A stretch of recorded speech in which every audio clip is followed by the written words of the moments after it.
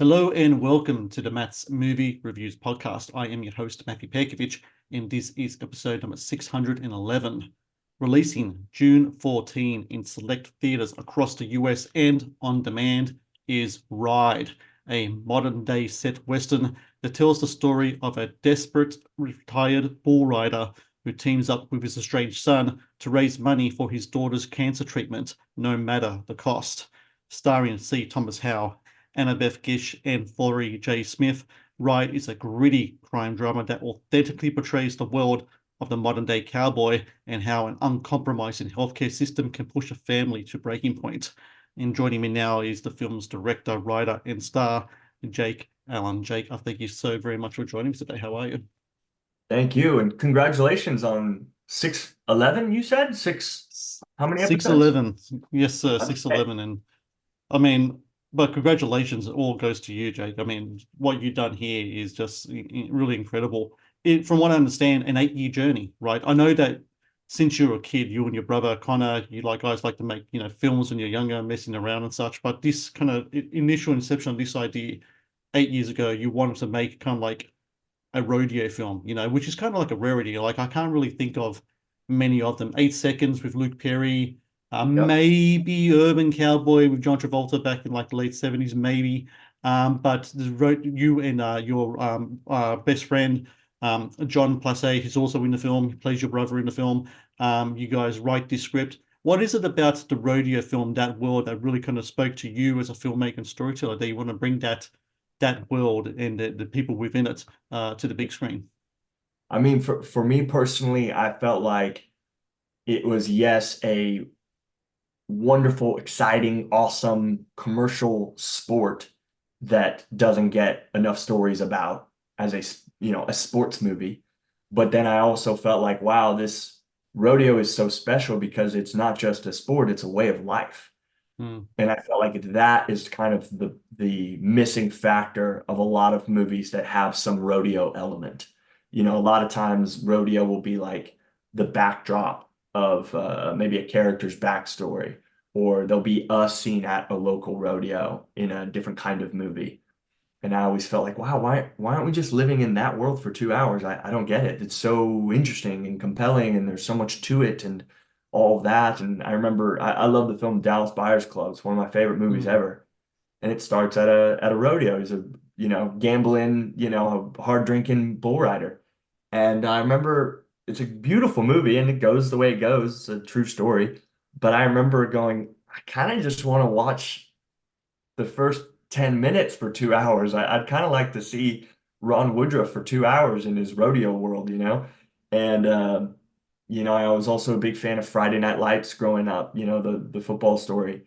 And I always, my kind of North Star for this movie was, can we make Friday Night Lights at the rodeo? The film, Ride, your movie, the bull riders in the film, it's very much a generational thing. You have like three generations of bull riders. How often is that within rodeo culture that a lot of times this is passed down from son to son to son over the years? Is that a very commonplace kind of thing that happens there? I would say 80% have some type of generational heritage driven identity to bull riding, and to rodeo period. Like Forey J. Smith, for instance, I think his mom was a barrel racer. C. Thomas Howell, his dad was a bull rider. They both, I think Forey J did broncs and bull riding, and then C. Thomas was a bull rider and I think a team roper. So it is absolutely a family business. And again, the rodeo it's a way of life. It's a celebration of a cowboy's heritage. So I think that's a huge reason why, like you said, it's often through the bloodline. Because if you're a cowboy, you are somewhat connected to rodeo, somewhat automatically. And I think that's a huge part of why it gets passed down generationally. The one thing, and we are talking off air before, that I mentioned about this film that really kind of struck me was the authenticity of the world, of authenticity not only of the rodeo world, but that of the kind of like the modern day cowboy. And what I Yeah. think was really important that you did in this movie, that you mentioned a couple of names there, and C. Thomas Howell and Flora J. Smith, is that you wanted to get actors that had already had their foot in the world. C. Thomas Howell, I mean, he's just such an interesting actor to me because I grew up watching his films, The Outsiders and Hitcher and all these movies. But Yeah. then he's a musician, and then you go delve into his career, Junior Bull Rider, all this kind of stuff that he's done over his years on this earth. Is it easy to try to find actors though that kind of have that background? Is there a lot in the community that especially like in say Texas and around there, where it has its own burgeoning industry? So is it easy to find those people, or do those people kind of like a rarity to have that kind of background that they can tap into to make sure that they can keep you honest in regards to all the interpret the portrayal of that authenticity on the screen? I think it's a rarity. I think actors are often very skilled across many platforms. I remember working with Frank Grillo, and he is about as Italian and I think Sicilian as it gets. But Right. he's great of course. He's a great horseback rider. Surprised me with it. But to find a guy who was a champion bull rider at age 12, Hmm. who turned into a amazing actor, that I don't know. I don't know. I don't know that they're. I think C. Thomas Howell might be one there. Him and 40J Smith, and to get both of them was a godsend, and it really allowed us. I mean, one of the things that was from day one that I always just we had to have was to shoot at a live rodeo. That was I just knew that was the way to make this movie authentic, as you mentioned. And when you're shooting at live events, there's no rehearsal, there's no blocking, there's no, well, how are we gonna climb up this bull chute with a bull in it? Like, how are we gonna do that? Hmm. No time for that, And so it was just all the more important that we got guys that, again, it's in their blood. It is second nature to them to be in those type of environments. And then even with Annabeth Gish, who was playing the sheriff in the film, you know, if you're the sheriff of a rodeo cowboy town, you kind of have to be the hardest cowboy of all. Right. And she was willing. We met a bunch of different police officers, and in particular cops who had addiction within their family. Hmm. Because you saw Annabeth Gish's characters kind of going down this crime rabbit hole that is leading her kind of right back to her own family and her own kind of drug addicted criminal son. And we spent hours and a lot of time meeting different police officers that, had lived that life. So it was important to respect that authenticity no matter what kind of world we were in. Speaking about your character Peter, like he's this character we first seen comes out of jail, is involved with a terrible accident, substance abuse in his life. When it comes to depicting the modern day Western modern day cowboy story, how much of the issue is drugs and alcohol, especially I imagine with bull riders? Maybe I'm just guessing with all the injuries. And there's also kind of like such a psychological kind of aspect to that bull riding thing as well. I mean, it's one thing to get on it's one thing to do what they do. It's quite another to even get to the point where you get on the ball in the first place. I mean, I imagine the war inside of their heads in regards to, there's that logical side of the brain saying this is a really bad idea. It's like it speaks loudly to them. So Right. how much is kind of like the substance abuse kind of something that's really prevalent within that community, especially these days? Yeah, I mean, you nailed it. Bull riding is a drug itself, Mm, and that can keep someone off drugs because they have that in their life, or it can go the other way. And bull riders are constantly kind of chasing that high. They always say it's like riding lightning. And you know, you could kind of summarize being on drugs in a similar way, I feel like. And I think more than in the cowboy community or in the rodeo community, addiction is just something that's running rampant in the heartland, period, and then really yeah. in the whole United States. I just chose to tell it through the lens of a microscopic look at a rodeo community. But I mean, I think that's a macro issue in America, Mm. and I don't think it just exists in the cowboy world or the rodeo world. But I definitely think within that world, what might drive cowboys to that addiction is, yes, there is a physical element to, you go ride a bull, you get hurt, you get on some oxy to help with your pain, and within a week you're a pain pill popper, like there's that avenue that leads people to addiction. But on a much deeper level, again, it kind of goes back to the heritage, and this is kind of what Ride leans in on is the pressure that, you know, the cowboy, the glorified cowboy, can put on kind of the next generation of cowboys in a world where the cowboy is fading altogether. So when you're taught from a young age that the cowboy is everything, that you get up no matter what, you know, tough up, cowboy up, all those things, you know, that is a thing that particularly men really honor, and we hold a lot of value in it. But man, it can put a dark shadow over a kid, you know, over a youngster, and particularly, you know, my character who's gone through so much to be kind of under this constant weight. You know, how do you get away from that? How do you get under it? Pills, you know, Mm. and then that drives you deeper in the shadow. So what do? More pills, deeper in Right. it, you know, it's just this vicious cycle. Please support Matt's movie reviews on Patreon. Get access to exclusive content, request movie reviews and top 10 lists, and help support my work. Please click on the Patreon link in the description below. When it comes to that authenticity as well, you shot the film on working ranches, live rodeo. So live rodeo one is incredible to me because you were talking before about the unpredictable nature of the sport. I watched a video. It went live 3 days ago. I think it was from Yes. Sister's Ranch in Oregon, where Yeah.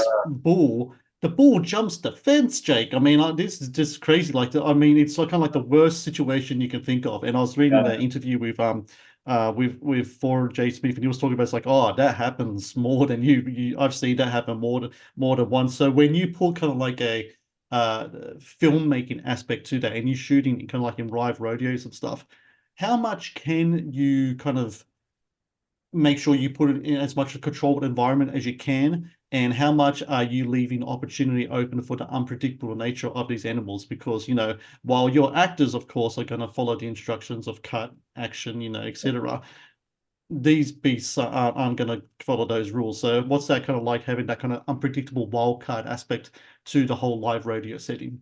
Yeah, I mean that was definitely a huge topic, and planning that we had to do was how do we do it live? How do we make it authentic as possible without putting people at risk, you know? Yeah.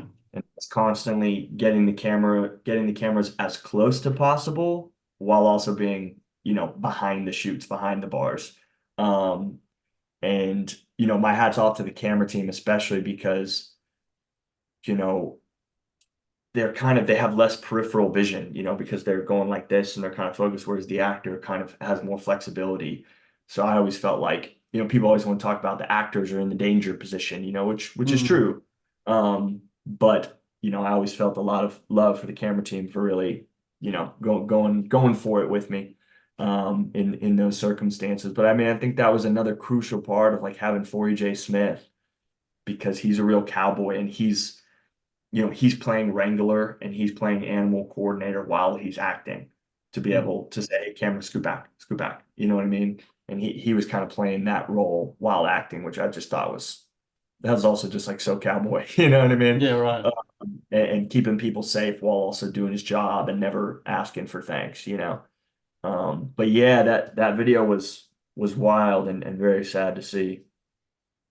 Um, when it comes to balancing all these different kind of like roles that you have, you're the star of the film, you've written the film, you're directing the film. How do you go about making sure that you're kind of like have that kind of balance happening where you can get all the things that you need to achieve? Because I know that this is your feature film debut, but from what I've read, like, and I mentioned before, you and your brother Connor, you guys have been messing around with filmmaking since you were kids, right? So has it Yeah. all just been leading up to this moment now? Or was there still aspects to diving into the deep end and actually taking on this role of filmmaker that was still kind of surprising to you while doing it? I'm really curious about that. Yeah, I mean, I don't think you can ever I don't want to compare this to being a parent, but like you can never fully be ready to be the director of a feature until you're doing it. You know, That's it's right. just Mm. something that you can prepare as best as possible and then just go and hope for the best.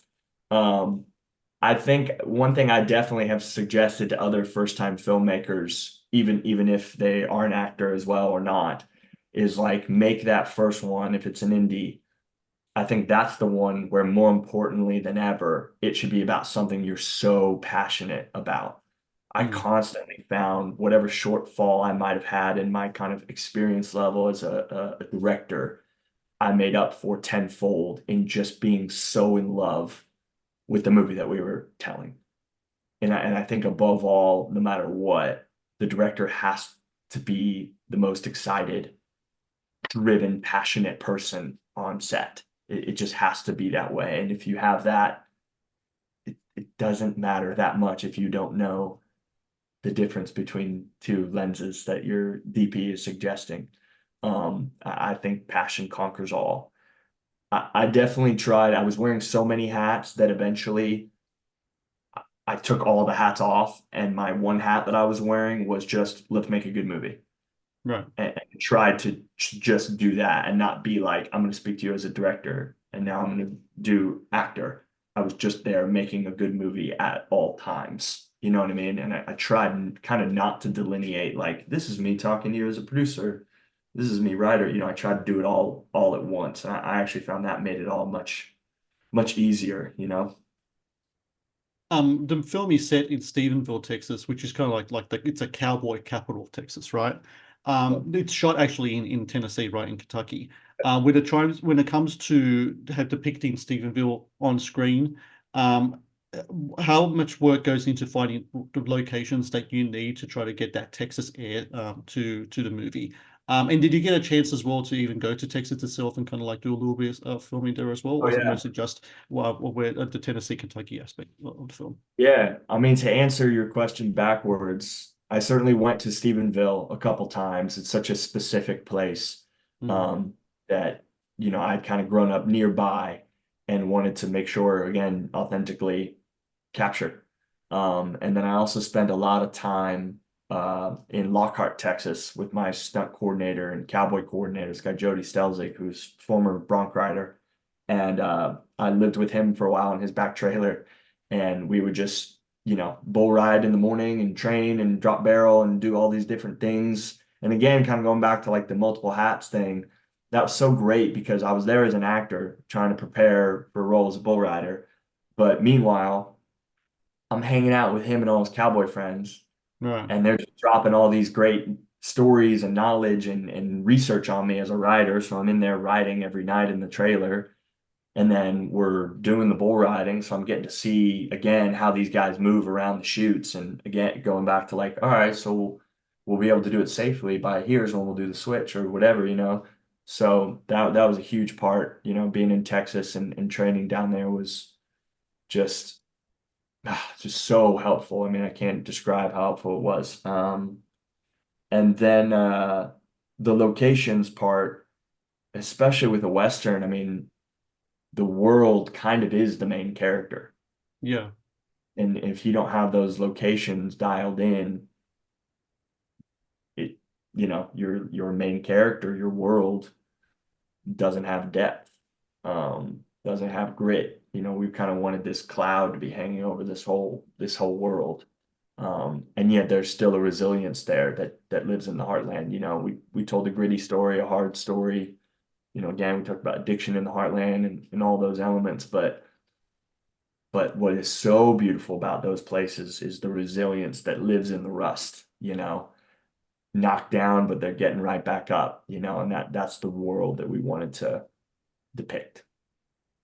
The Western is such an interesting genre because, once upon a time, of course, like, back in the studio system days, it was kind of like the version of epic filmmaking. It was the superhero movie. It was all that kind of stuff before all these other things came across.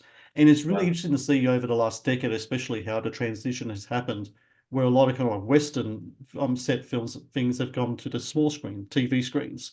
But I feel like there is a pining for people to watch the Western on the big screen. Look at what Kevin Costner's doing. He's trying to bring this big saga there. He's putting his own money into it as well. And then you have Yeah. movies like yours as well, when Ride coming out, tomorrow, and a lot of people hopefully will watch it on big screen. And I urge everyone out there to, if you're going to watch it. If you can, if it's theater near you, watch it on the big screen because you need that big screen feel.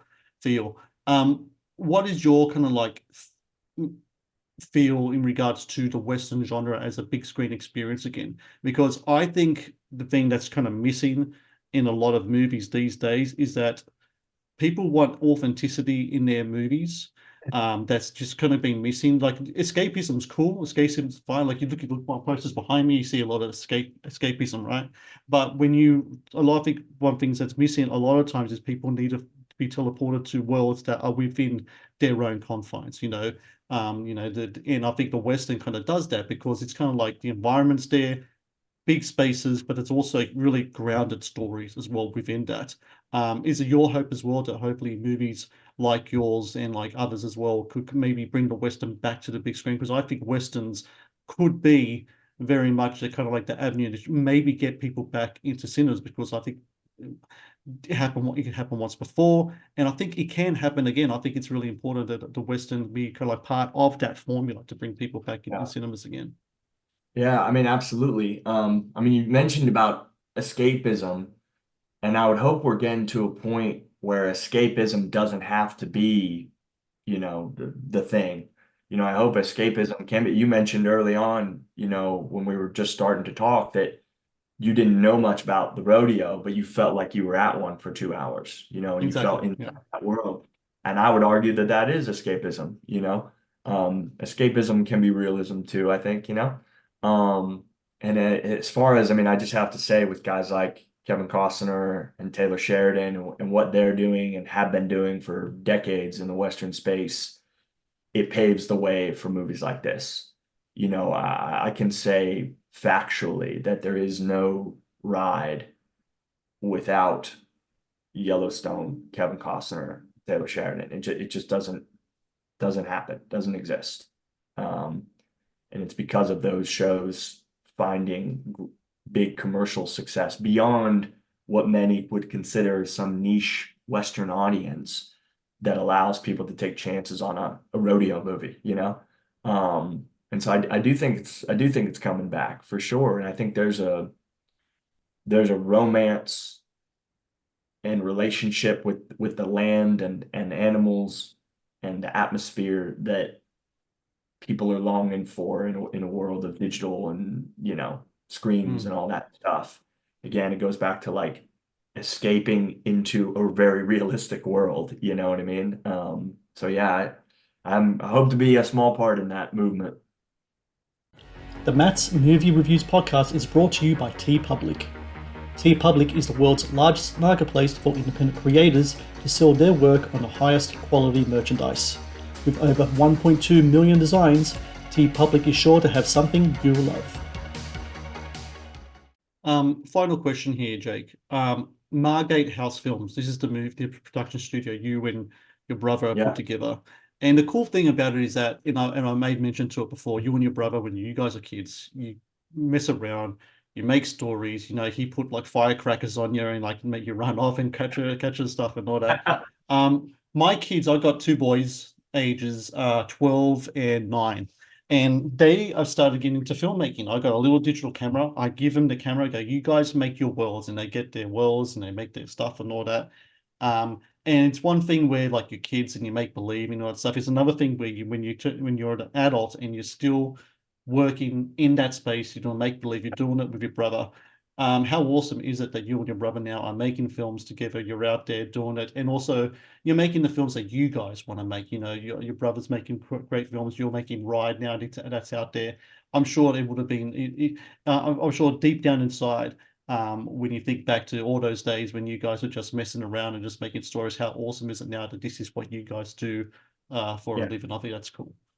I appreciate you bringing that up because it is a special thing, and we've been trying harder recently to like take those little moments of enjoyment. There's a reason, our production company logo is kind of a house into a kid's bedroom with Right. these two windows, and you can see one kid is filming the other putting on a cape to kind of that was us as kids. And the reason we chose that as kind of our logo was to keep reminding ourselves to not make it too professional. Mm. Yes, we're working with bigger budgets, and we got a lot of people to look after financially with these films. But at the end of the day, those films are probably going to be at their best when you're staying loose and staying creative. And even when you're on a set and there's 40 people running around in trucks and wardrobe and makeup and whatever, if you can still just be those kids in a bedroom making a movie within that big world, that's usually the best stuff. And I definitely, having been an actor and a writer for the last 12 years in this industry, getting to direct my first movie, I certainly was like, this is my chance to do whatever I've always said I wanted to do, on the sets. The amount of times I've been on a set as an actor where I'm like, could I try this? Do you think we could do that? Why aren't we pointing the camera over there for 5 seconds and being told, no, we can't. That's not how it works, or you can't do that, or there's no time for that. You know. And it's like, but can you? And so this was my test of like, I'm pretty sure you can, and I'm gonna fucking prove it. Well, you did a great job here. You really did prove it. And I think everyone out there listening, Ride, June 14, in select theaters across the US, also on demand. As I said before, if Ride is playing in a theater near you, watch it on the big screen. It needs the big screen experience. Now, you can watch it on demand. It's just as good on demand, but it's even better on the big screen. It's important. I think everyone out there needs to take the ride and go out there and watch this movie, because it is just like a great big screen experience. And it's just that thing where like the world building is big, but the emotional story, the human story is grounded, it's gritty, and it really hits home in a lot of ways. I think it does. And even so, like this, like, suburban guy over here in the other side of the world really felt a lot of the stuff there. And yeah, Jake Allyn, thank you very much. Congratulations to you. You did a great job here. You really did. And yeah, I can't wait to see what you do next, man. I think you've got a big, bright future ahead of you as a filmmaker. So congrats to you for everything. Thank you. I really appreciate all those kind words, man. Seriously. Thank you for watching the Matt's Movie Reviews channel. Please subscribe for more reviews, podcast interviews, and exclusive content.